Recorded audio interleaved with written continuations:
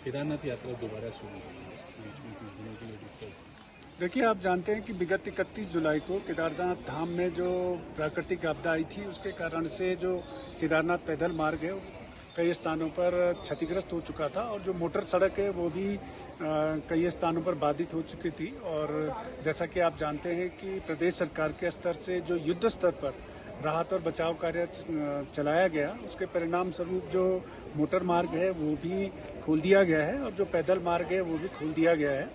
और हमारी जो केदारनाथ धाम की यात्रा बीच में बाधित हो चुकी थी, और केदारनाथ धाम की यात्रा पुनः प्रारंभ हो चुकी है, सुचारू हो चुकी है। आप देख सकते हैं मंदिर परिसर में भी कि बड़ी संख्या में श्रद्धालु तीर्थयात्री केदारनाथ धाम की यात्रा पर पहुंच रहे हैं। और हमें उम्मीद है कि आगामी कुछ दिनों में जैसे ही थोड़ा मानसून का सीजन समाप्त होगा तो केदारनाथ धाम की यात्रा जो है वो फिर अपने चरम पे होगी। बड़ी संख्या में श्रद्धालु तीर्थयात्री धामों में आएंगे। आज मैं केदारनाथ धाम में पहुंचा हूं। यहाँ पर विभिन्न जो हमारी यात्रा व्यवस्थाओं को लेकर के, यात्रियों की सुविधा को लेकर के का जायजा लिया है और जो यहाँ पर हम हेलीपैड के समीप में एक जो यात्रियों की सुविधा के लिए हमने रेन शेल्टर तैयार कर रहे हैं, उसका भी निरीक्षण किया है। और मैंने अधिकारियों को निर्देशित किया है कि तत्काल ये जो रेन शेल्टर का कार्य है उसको संपूर्ण कर लिया जाए।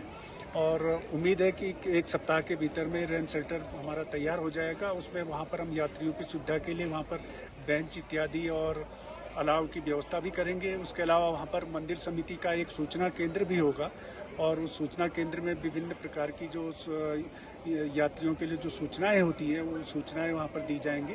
इसी प्रकार से जो एक अन्य भवन हमारा यहाँ पर बन रहा है, जिसमें कि हमारे जो कार्यालय से लेकर के और अन्य कार्मिकों के आवास इत्यादि बनने हैं, तो उसका भी आज निरीक्षण कार्य किया। और उसके लिए भी जो कार्यदायी एजेंसी है उनको निर्देशित किया है कि एक सप्ताह के भीतर जो भी उसमें कार्य अवशेष हैं उनको पूर्ण करा लिया जाए और तत्काल इस भवन को एक सप्ताह के भीतर में वो मंदिर समिति को हस्तांतरित कर देंगे।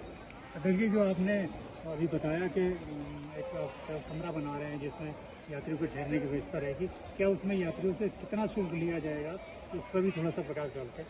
देखिए, जो रेन शेल्टर है वो पूरी तरीके से निःशुल्क होगा, क्योंकि आप जानते हैं कि केदारनाथ धाम में कई बार यहाँ पर मौसम प्रतिकूल रहता है और दिन में कई बार में मौसम बार वर्षा भी होती रहती है, बर्फबारी भी कई बार होती है। तो उस समय लोगों को सिर छिपाने के लिए कोई स्थान नहीं मिल पाता है, तो इसलिए हमने हेलीपैड के निकट हमको स्थान जिला प्रशासन ने उपलब्ध कराया था। और वहाँ पर जो हेली सेवा से जो यात्री आते हैं, उसके अलावा जो पैदल यात्री आते हैं वो वहाँ पर उसका सुविधा का लाभ उठा सकते हैं।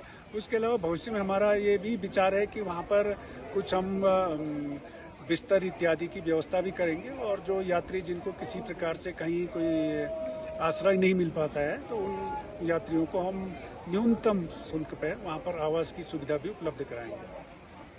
अध्यक्ष जी, प्रधानमंत्री पुनर्निर्माण कार्यों की अगर देखी जाए तो वो कहाँ तक पहुँचे थे और क्या रहेगा, कब तक? देखिए, आप देख सकते हैं केदारपुरी में कि यहाँ पर व्यापक स्तर पर जो माननीय प्रधानमंत्री जी के विजन के अनुरूप जो निर्माण कार्य हैं वो यहाँ पर संचालित हो रहे हैं।